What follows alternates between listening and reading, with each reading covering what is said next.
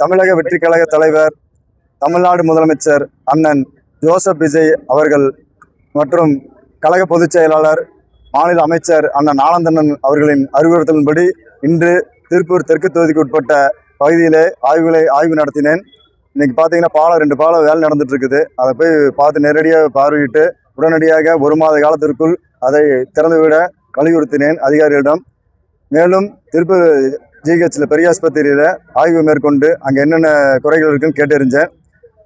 அங்கே இருக்கிற டீன் எல்லாமே காமிச்சாங்க, சொன்னாங்க, சிறப்பாக போயிட்டுருக்குது. அதை தொடர்ந்து இங்கே பழைய பஸ் நிலையத்தில் ஆய்வு மேற்கொண்டேன். இங்கே சில குறை இருந்தது, எல்லாம் உடனடியாக இங்கே அதிகாரிகளை வர சொல்லி உடனடியாக இதெல்லாம் சரி பண்ணணும் அப்படின்னு சொல்லியிருக்கிறேன். பொதுமக்கள் என்ன குறையாக இருந்தாலும் சரி உடனடியாக தளபதி அவர்களின் ஆட்சியிலே சரி செய்யப்படும் என்று இந்த நேரத்தில் தெரிவித்துக் கொள்கிறேன். மேலும் இங்கே இருக்கிற ஒவ்வொரு அதிகாரிகளிடம் தெரிவித்து என்ன குறை இருந்தாலும் உடனடியாக அதை சரி செய்யணும். திருப்பூர் மாவட்டத்தில் எந்த குறைகளும் இருக்கக்கூடாது. பொதுமக்களுக்கு எந்த குறையாக இருந்தாலும் பொதுமக்கள் எங்களிடத்தில் தெரிவிக்கலாம். அதை உடனுக்குடன் சரி செய்வோம். கடந்த கால ஆட்சி இப்போ இல்லாமல் உடனுக்குடன் மக்களோடு மக்களாக நின்று நாங்கள் முன்னரே சொன்னது போல மக்களோடு மக்களாக நின்று இந்த மக்கள் குறைகளை தீர்ப்போம் என்று இந்த நேரத்தில் தெரிவித்துக் கொள்கிறேன்.